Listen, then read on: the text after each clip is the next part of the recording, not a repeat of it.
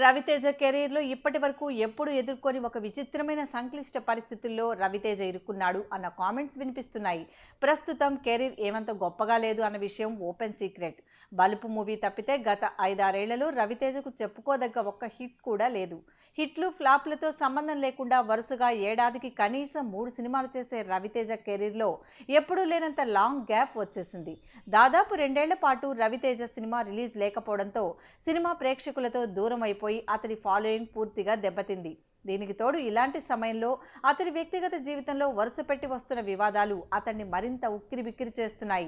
ఇప్పటికే తన తమ్ముడు భరత్ చనిపోతే కడసారి చూపుకు కూడా వెళ్లకపోవడం, అంత్యక్రియలకు కూడా హాజరు కాకపోవడంపై రవితేజ తీవ్ర విమర్శలు ఎదుర్కోవాల్సి వచ్చింది. దీనిపై అతను ఎంత వివరణ ఇచ్చుకున్నా అది కన్విన్సింగ్గా అనిపించలేదు అన్న కామెంట్స్ వస్తున్నాయి. దీనికి తోడు ఇప్పుడు డ్రగ్ రాకెట్లో రవితేజ కూడా పాత్రధారి అని అతనికి పోలీసులు నోటీసులు ఇచ్చారని సమాచారం బయటికి రావడంతో ఇప్పుడు డ్రగ్స్ కుంభకోణం అతని మెడకు చుట్టుకుంది. దీనిపై ప్రస్తుతం రవితేజ వివరణిచ్చే పరిస్థితుల్లో కూడా కనిపించలేదు.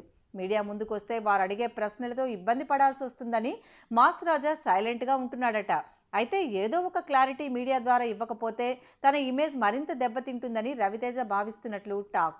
దీనికి తోడు భరత్ యాక్సిడెంట్లో ప్రాణాలు కోల్పోయిన సమయంలో అతడి ఫోన్ పరిశీలించినప్పుడే డ్రగ్ రాకెట్ గుట్టంతా బయటపడిందని కూడా ఓ ప్రచారం నడుస్తోంది. కాబట్టి రవితేజ ఇప్పుడు మీడియా ముందుకొస్తే ప్రశ్నల వర్షమే కురుస్తుంది.